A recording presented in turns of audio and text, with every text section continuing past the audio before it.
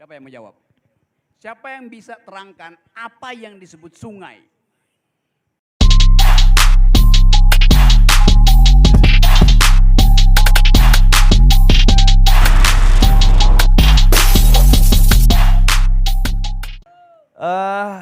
Vivin, Yes, Vira. karena waktu kita juga sangat terbatas, kalau kita buka lagi sesi pertanyaan dengan teman-teman pasti akan banyak sekali pertanyaan. Jadi kita berikan sisa satu pertanyaan terakhir. Sudah ada dari belakang, tadi dari depan sudah memberikan pertanyaan kepada hadirin yang ada di belakang. Boleh langsung hadir, boleh maju di Iya. sini kakak. Nah, Pertanyaannya dari tenda utama ya, dari Vino tenda ya. utama, Oke. biar adil Biar ya. adil. Iya. Mohon izin. Karena kita paham sekali pasti ada banyak sekali pertanyaan dan ingin diskusi panjang begitu ya. Waktu kita sangat terbatas. Silakan Kak perkenalannya dan langsung pertanyaan. Oke, selamat malam. Perkenalkan saya Maharani dari Prodi Manajemen Bencana Universitas Riau. Seperti yang seperti yang Bung Rocky sebutkan tadi bahwa kerusakan yang disebabkan oleh alam, maka alam tersebut dapat memulihkan kerusakan itu. Dan kerusakan yang disebabkan oleh manusia maka akan mendatangkan bencana. Lalu bagaimana pandangan menurut Bung Rocky tentang manusia yang meyakini bahwa ada teknologi yang dapat memulihkan kerusakan yang disebabkan oleh manusia tersebut. Terima kasih. Baik, terima kasih banyak Oke, Mbak Maharani Kak dari Maharani. Universitas Riau ya. Silakan Bung Rocky, kami persilakan. Oke, selalu ada semacam optimisme bahwa teknologi bisa menyelesaikan banyak hal. Pasti, karena teknologi adalah peralatan yang dipaksakan oleh alam supaya manusia berpikir kuratif. Tapi sekarang yang disebut efisiensi teknologi justru mencemaskan kehidupan alam. Karena kita kuras terus sumber daya untuk makin membuat teknologi itu seolah-olah humanis.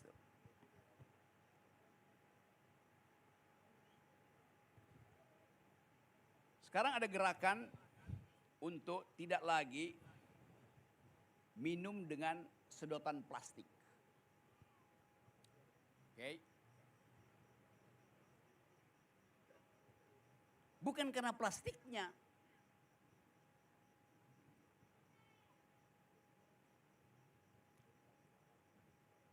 Tapi karena proses yang menghasilkan plastik itu.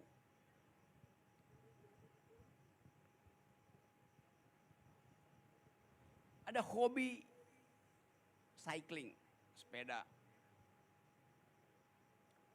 Tetapi hobi itu dihasilkan oleh keinginan untuk memamerkan makin lama teknologi makin tinggi itu.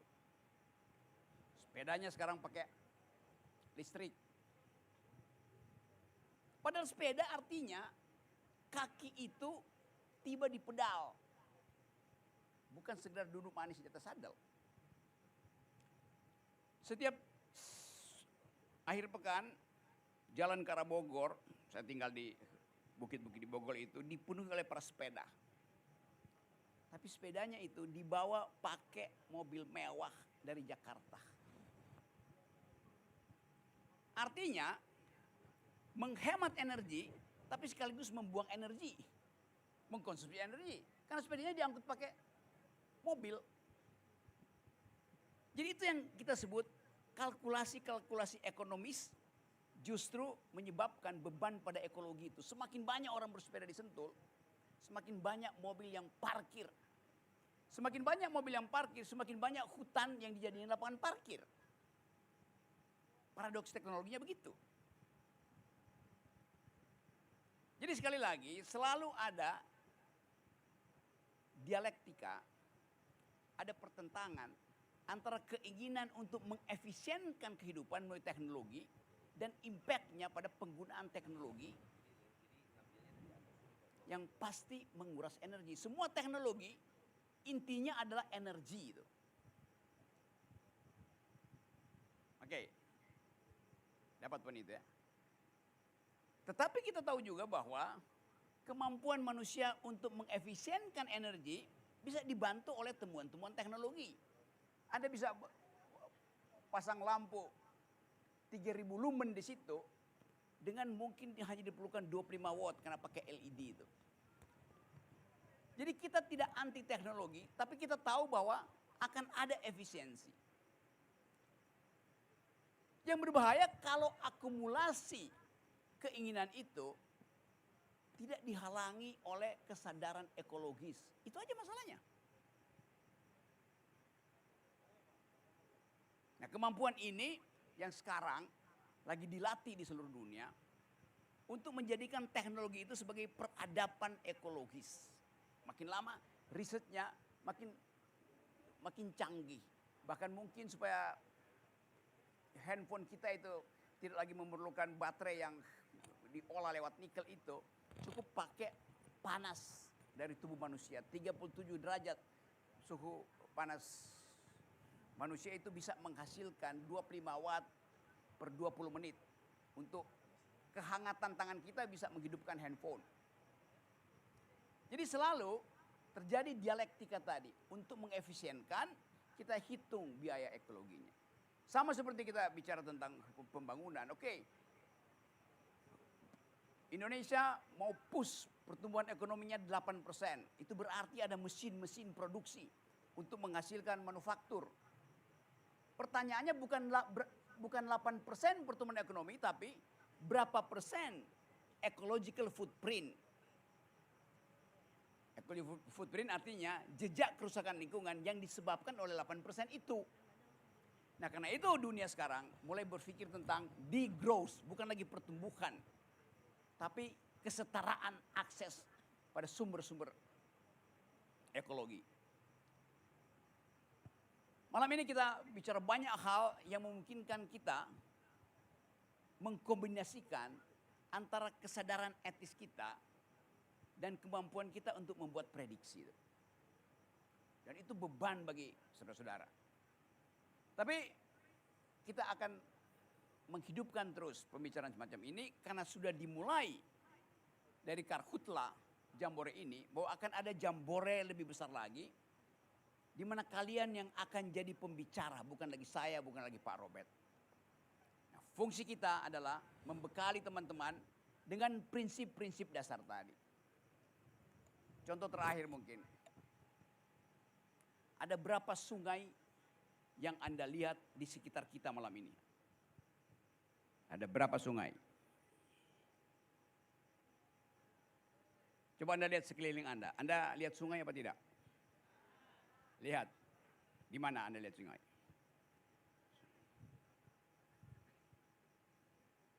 Coba. Siapa yang bisa menjelaskan konsep atau definisi sungai itu apa sih?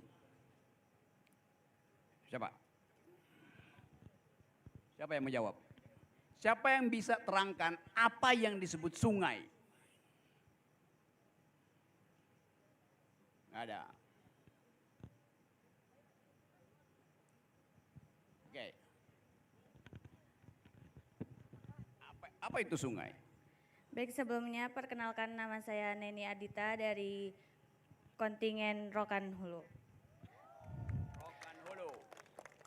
Kalau sungai menurut saya itu adalah suatu ekosistem yang terbentuk secara alami, bukan karena ada campur tangan manusia yang membantu kehidupan ekosistem di seluruh dunia ini. Jadi kalau misalnya tidak ada sungai, maka walaupun dia ada danau, ada laut, ada waduk dan segalanya, tetap saja ekosistem di dunia ini akan tetap berkurang tanpa tiadanya sungai. Jadi sungai adalah salah satu ekosistem yang sangat berguna bagi kehidupan masyarakat dan alam sekitar. Baik, terima kasih. Cakep. Sungai adalah pembuluh darah bumi, kira-kira begitu. Siapa? Satu lagi. Oke. Ya.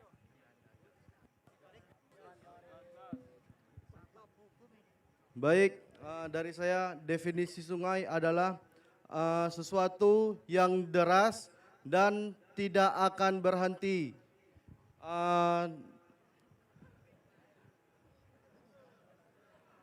Sesuatu yang deras dan tidak akan berhenti untuk mengalir seperti pembuluh darah dan semangat kita. Oke. Kita lihat cara membuat definisi. Teman yang pria ini, dia mendefinisikan sesuatu berdasarkan pengalaman empirik dia yang dia lihat sehari-hari. Yang deras, tidak pernah berhenti karena mengalir. Teman perempuan mendefinisikan secara lebih fenomenologis, ekosistem.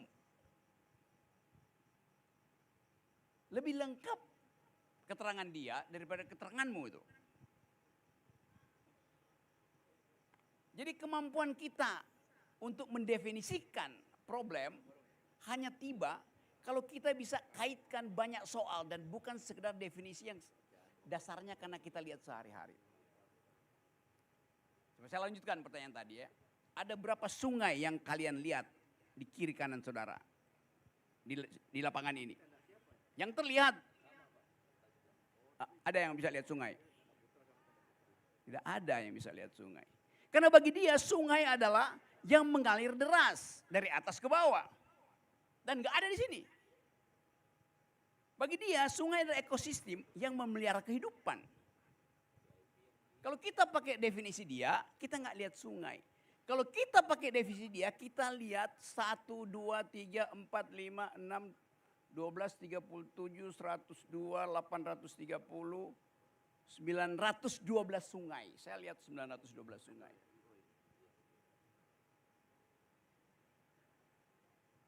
Sungai yang vertikal, bukan yang horizontal. Setiap pohon adalah sungai. Karena di dalam pohon ada pembuluh darah yang namanya pembuluh kapiler. Dari akar, air itu dipanggil oleh matahari, melewati urat-urat pohon itu, tiba di pucuk daun, oleh matahari pagi diubah melalui proses fotosintesis, lalu timbul karbon, timbul oksigen. Jadi definisi konvensional, sungai adalah yang mengalir dari gunung sampai ke laut, kita ubah sekarang. Sungai adalah apa yang mengalir, tiba di akar, dipanggil oleh matahari, dan membentuk fotosintesis. Karena itu menebang pohon artinya membendung sungai. Jadi ada sungai yang horizontal, ada sungai yang vertikal. Sekarang kita buat definisi itu. Anda akan dibilang orang gila kalian tuh. Tapi kalian mesti punya argumen bahwa tanpa sungai tidak ada pohon. Jadi yang kita sebut sungai itu yang tiba di laut, sisa-sisa sungai yang manjat pohon, yang pagi hari berubah menjadi embun. Lalu terkumpul kembali, sebagian diuapkan oleh matahari, sebagian berkumpul menjadi butir-butir, masuk jalur-jalur kecil, menyatu dengan jalur yang jadilah dia sungai. Itu yang saya maksud, do think the unthinkable. Berpikirlah sesuatu yang tidak pernah dipikirkan orang lain. Hanya dengan cara itu kalian disebut sebagai milenial Pekanbaru. Karena cara berpikir kalian sungguh baru. Ya. Oke teman-teman, nanti satu waktu kita diskusi lagi. Tapi saya ingin malam ini jadi malam untuk merencanakan kehidupan baru di Pekanbaru dengan cara berpikir baru. Terima kasih. Baik, Yes. terima kasih.